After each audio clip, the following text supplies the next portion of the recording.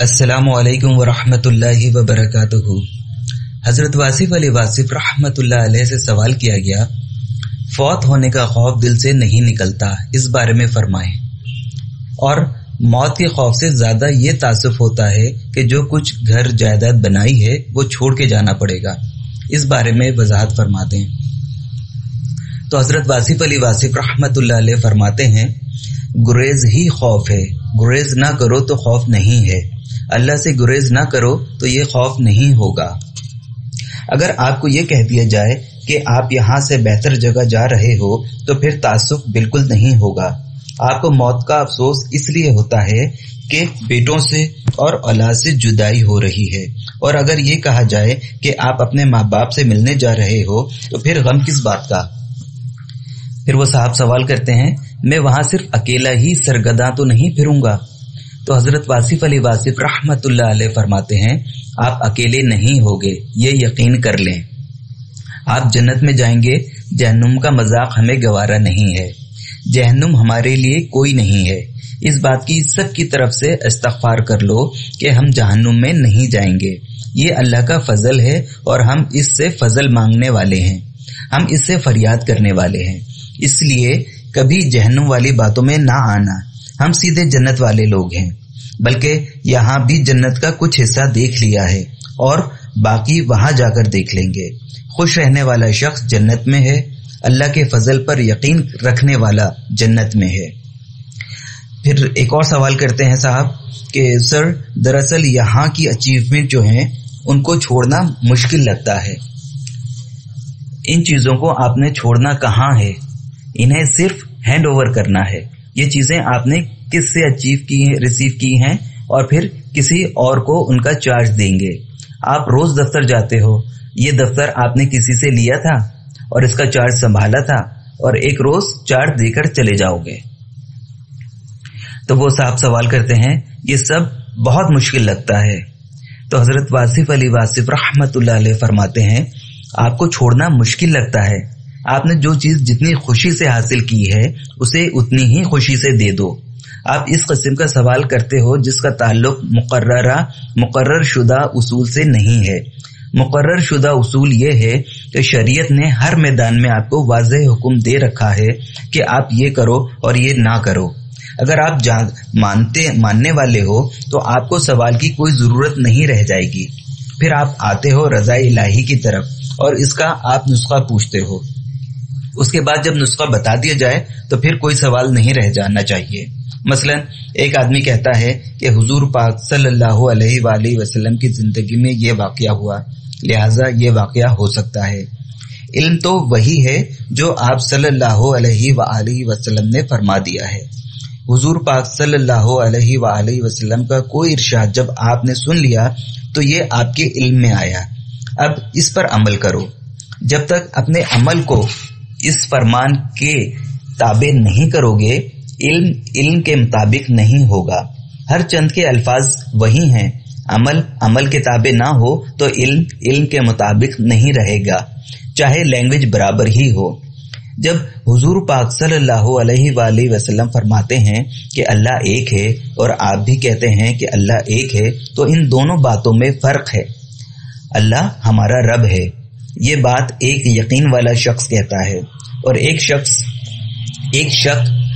شک والا شخص کہتا ہے، تو ان دونوں میں بڑا فرق ہے۔ ہر چند کے الفاظ وہی ہیں، آدمی جھوٹا ہو اور سچا قرآن پڑھ رہا ہو تو تاثیر نہیں رہے گی۔ قرآن حق ہے، عین حق ہے، لیکن اس کے لیے بنیادی طور پر انسان کو سچا ہونا چاہیے۔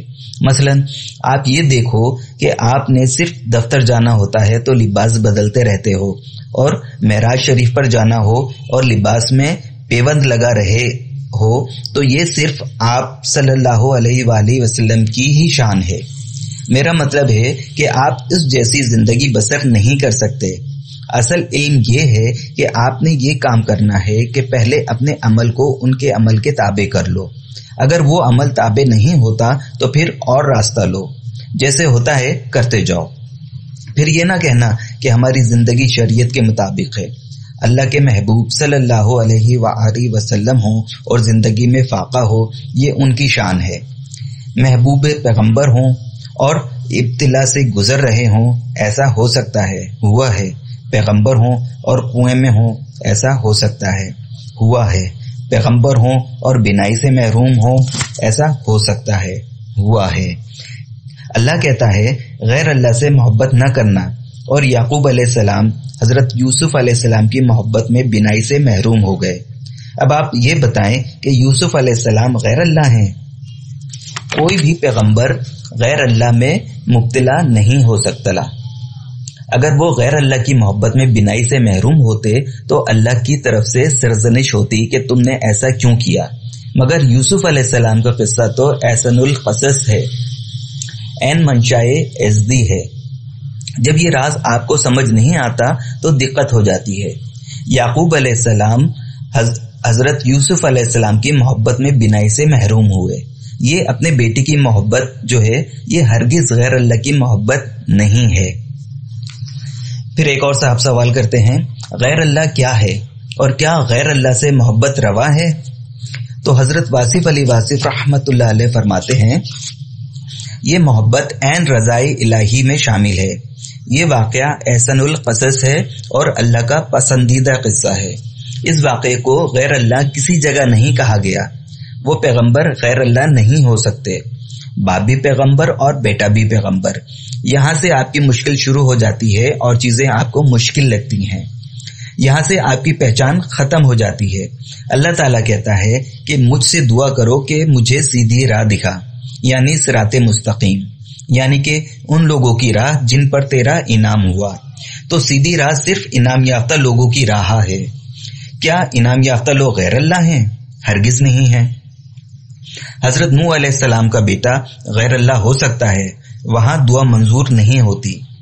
یہ فرق پہچانو، نہیں پہچانو گے تو پھر کہو گے کہ مشکل ہے۔ اللہ ایک ہے اور باقی ہر شے غیر اللہ ہے، لیکن عین اللہ بھی ہو سکتی ہے۔ غیر اللہ کی یاد میں اللہ تعالی درود پڑھتا ہے۔ اللہ اور اس کے فرشتے ہمہ حال حضور پاک صلی اللہ علیہ وآلہ وسلم پر درود بھیجتے ہی چلے جا رہے ہیں۔ ایسی باتوں کے متعلق اپنے عقیدے کی اصلاح کرو، پھر مشکل نہیں ہوگی۔ وہ ذات گرامی کیا ہے جس پر ہمہ حال درود پڑھا جا رہا ہے؟ آپ کو بھی درود کا حکم ہے، کہیں ان کو اپنی طرح بشر نہ سمجھ لینا، یعنی میں تمہاری طرح کا بشر ہوں۔ حکم ہے لیکن اتنا بھی مثلکم نہیں ہے جتنا آپ نے سمجھ رکھا ہے۔ یہ ادب کا اعلیٰ مقام ہے۔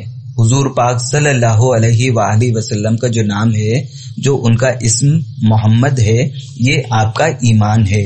اور اب آپ دیکھو کہ کتنا فرق ہے۔ حضور پاک صلی اللہ علیہ وآلہ وسلم کا نام جو ہے وہ آپ کا کلمہ ہے۔ اتنا مثلکم کیسے ہو سکتا ہے؟ یعنی آپ کی طرح کے بشر کیسے ہو سکتے ہیں؟ آپ جیسے کیسے ہو سکتے ہیں؟ آپ صلی اللہ علیہ وآلہ وسلم کا نام ہے اور ہمارا کلمہ ہے، ہمارا ایمان ہے اور ہماری عاقبت ہے۔ یہ فرق ہے، اس فرق کو پہچانو، پھر مشکل نہیں ہوگی۔ اس لیے کوئی بھی فیصلہ کرنے میں جلدی نہ کرنا۔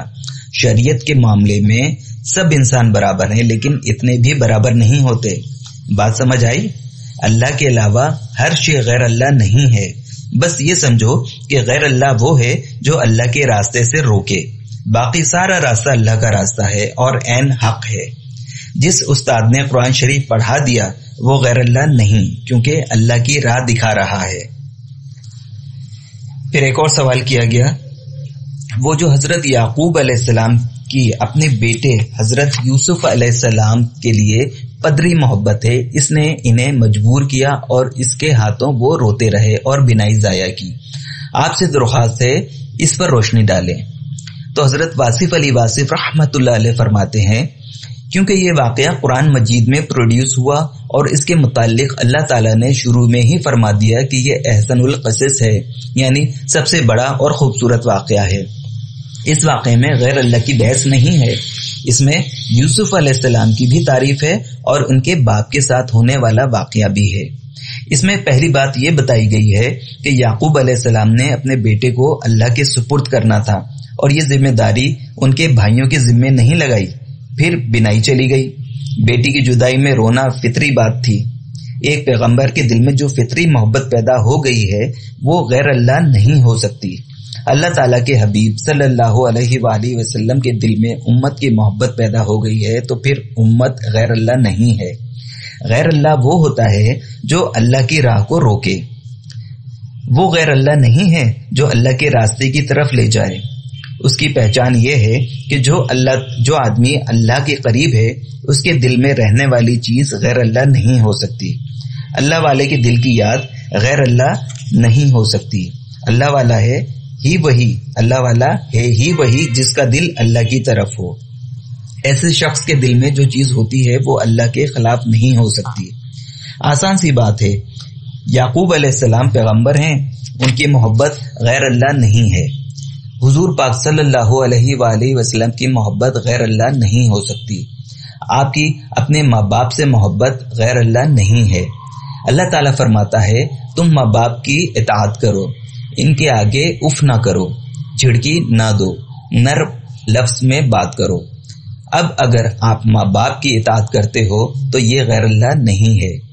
بات یہ ہے کہ عبادت صرف یہی نہیں جو آپ شریعت کے ارکان کی کرتے ہو، بلکہ اللہ کے ہر حکم کو ماننا عبادت ہے۔ اللہ تعالیٰ کے جو احکامات آپ کو زندگی کے حوالے سے ملیں ان سب کا ماننا عبادت ہے۔ ضروریات کے حوالے سے بھی ہوں تو بھی ان کا ماننا عبادت ہے۔ بزرگوں کا ادب بھی عبادت میں شامل ہے۔ یہ شریعت نے جو عبادت مقرر رکھی ہے یہ اسلامی معاشرے کے قیام کا ذریعہ ہے اور فرض ہے۔ اس کے علاوہ آپ کی مسجد کے باہر والی جو زندگی ہے اس کو مسجد کے اندر والی زندگی کے برابر کر دو۔ اگر مسجد میں اللہ قریب ہے تو باہر بھی اللہ قریب رہنا چاہیے۔